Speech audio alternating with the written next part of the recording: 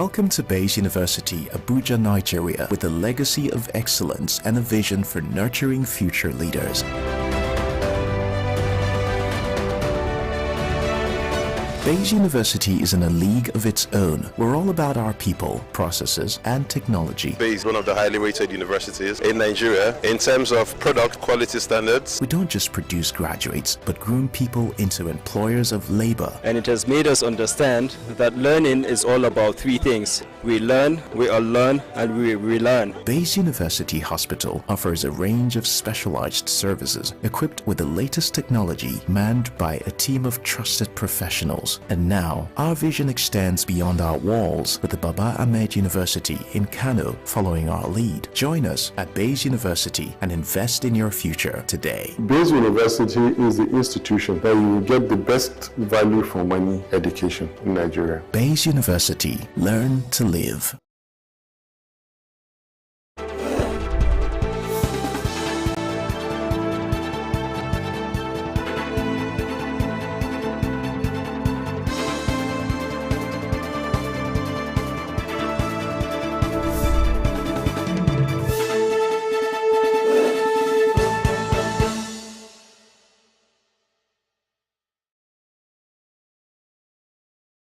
Hello and welcome to all our viewers in Nigeria and around the world to meet the news on Global Television, coming to you live from the nation's capital, Abuja. I am Anthony Momodu. The Chartered Institute of Taxation of Nigeria has welcomed the Supreme Court's verdict affirming the financial autonomy of local governments in Nigeria. The institute lauded the verdict in a statement signed by its acting registrar and chief executive, Afolake Osho. She says the ruling of the Apex Court will drive improved governance and development at the grassroots level. According to CITN, this will promote fiscal federalism and true autonomy at the subnational level, thereby enhancing delivery of democratic dividends to the populace. The organized labor unions in Ogun State threatened industrial action over the failure of the government to remit over 40 billion naira contributory pensions deducted from the workers' salaries in the last 15 years. The unions, which include the Trade Union Congress, Nigeria Labour Congress, and Joint Negotiation Council, disclosed this in a letter written to Governor Dakpo Abiodun. The labor union stated that despite setting up a committee on this contentious issue in October 2022, the state government has refused to make the report of this committee public. They claim that they were forced to write the letter to the governor because less than a year to July 1st, 2025, which is the effective date for the contributory pension scheme, according to the 2013 State Pension Reform Law amended in 2008. There is nothing on grounds to justify the sincerity of the government towards implementation of this pension scheme. The Joint Admissions and Matriculation Board says it has conducted the foreign component of the Unified Tertiary Matriculation Examination in 8 countries. According to the board, the examinations were designed for foreign candidates seeking admission into Nigerian tertiary institutions. It says the examinations were held in London, United Kingdom, Jeddah, Saudi Arabia, amongst others. You're watching Midday News coming to you live from Nigeria's capital, Abuja. We're on Star Times, channel 276.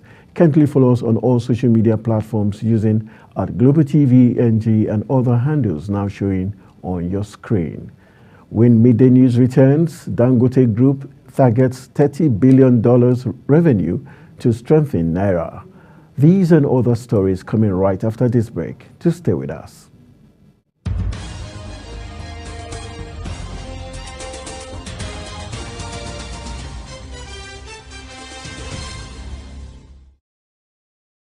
Are you a food lover? Do you care about your health and nutrition? Are you interested in exploring the diverse culinary traditions from around the world? Then look no further. Introducing Lunch Global on Global Television, a show that takes you on a delicious journey through the world of food, nutrition, and diet. So, whether you're a seasoned foodie, a health enthusiast, or simply curious about the world of food, Lunch Global has something for everyone. Tune in Mondays to Fridays and let your taste bud take you on a journey of flavor, culture, and discovery on Lunch Global. Bon appetit!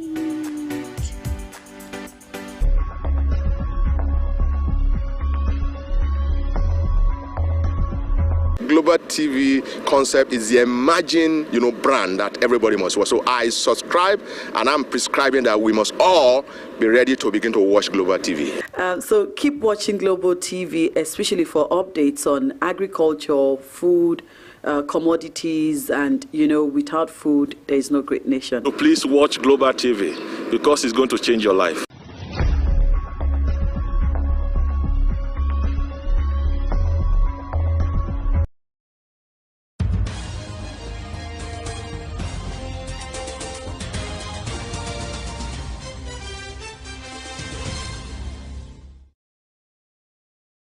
Welcome back. This is Globe Television bringing you live broadcast of Midday News. Thank you for staying with us.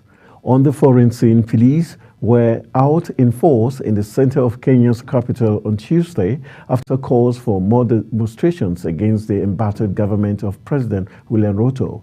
Activists led by young Gen Z's Kenyans launched peaceful rallies a month ago against deeply unpopular tax hikes, but they descended into deadly violence last month, prompting Ruto to drop the planned increases. Although street protests have eased since dozens of people were killed and the parliament stormed in late June, activists are still demanding the president's resignation. Democratic Green Party of Rwanda presidential candidate Frank Habineza says he will win the 2024 elections with at least 55% of votes and secure at least 20 seats in the parliamentary elections.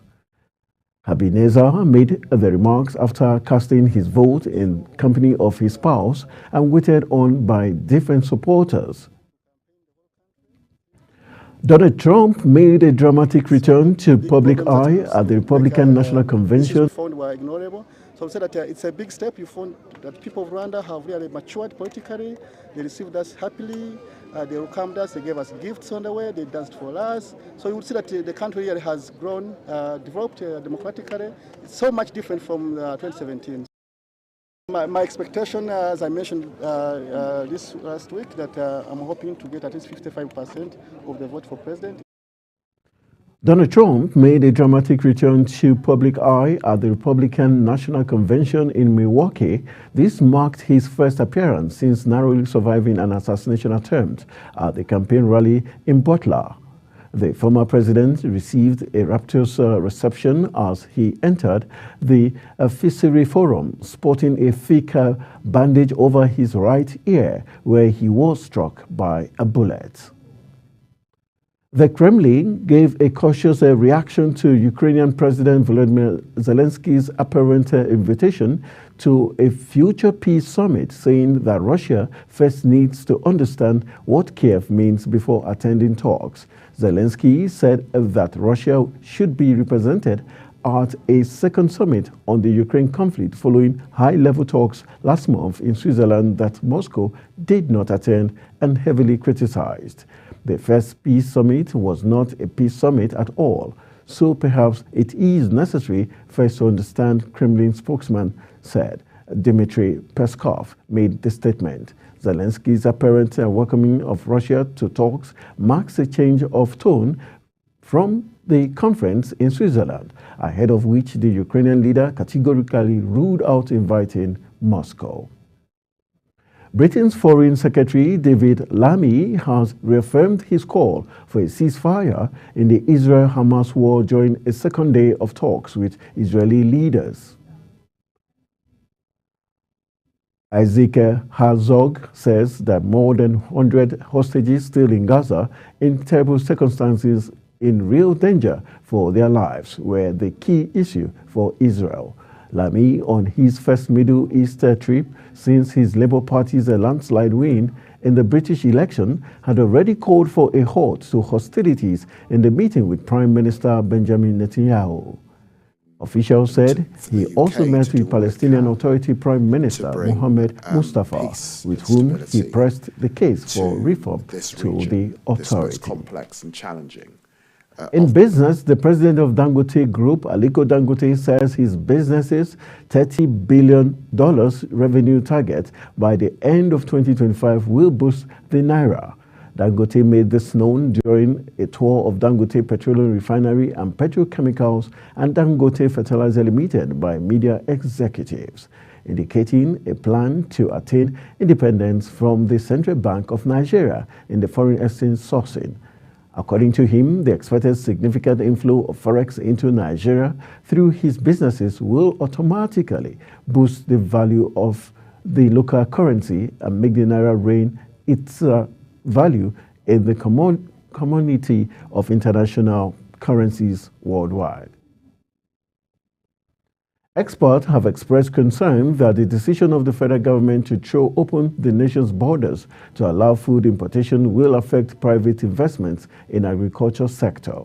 The Minister of Agriculture and Food Security, Abubakar Kyari, revealed at a press conference in Abuja that the 150-day duty-free import window for commodities such as maize, husk brown rice, wheat, and cowpeas is part of the implementation of the newly launched Presidential Accelerated Stabilization and Advancement Plan, adding that commodities imported during the 150-day duty-free import window will be subjected to price control.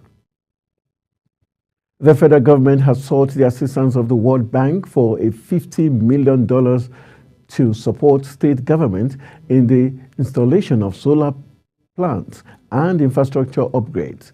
The Minister of Finance and Coordinating Minister of the Economy, Wale Edun, advanced conversations on the initiative when he met with the World Bank delegation in Abuja. The team was led by the country director for Nigeria, Ndiame Diop, while the special advisor to the President on Energy, Molu Vejien, was in attendance. And jumping into the exciting world of sport, President of the Nigerian Football Federation, Ibrahim Gusau, has dismissed reports that France women's national team coach, Hervé Renard, is being considered for the Super Eagles job by the federation. The Super Eagles have been without a head coach since Finidi George resigned in June. Finidi quit his role as head coach of the three-times African champions following the NFF's announcement that they will appoint a foreign technical advisor for the team. The decision came after an outcry by the football-loving populace following the team's poor performances, including a shock defeat to Benin Republic in the 2026 FIFA World Cup qualifiers last month. Colombian Football Federation President Ramon Jezrun has been released on bail following his arrest at Copa America final, according to videos published in Colombian media. The Miami-Dade County Police file indicated that Jezrun had been arrested on the charges of assault on officer and employee at the Hard Rock Stadium. Security guards refused Jezrun access to the field with his son and other family members for the award ceremony after Argentina defeated Colombia 1-0. To scuffle broke out and Jezrun and his son were arrested. That's it on Midday News, and it came to you live from Nigeria's capital, Abuja. We're on Star Times, Channel 276. Kindly follow us across all social media platforms using @GlobalTVNG and other handles now showing on your screen. I am Anthony Momodu. Thank you for watching.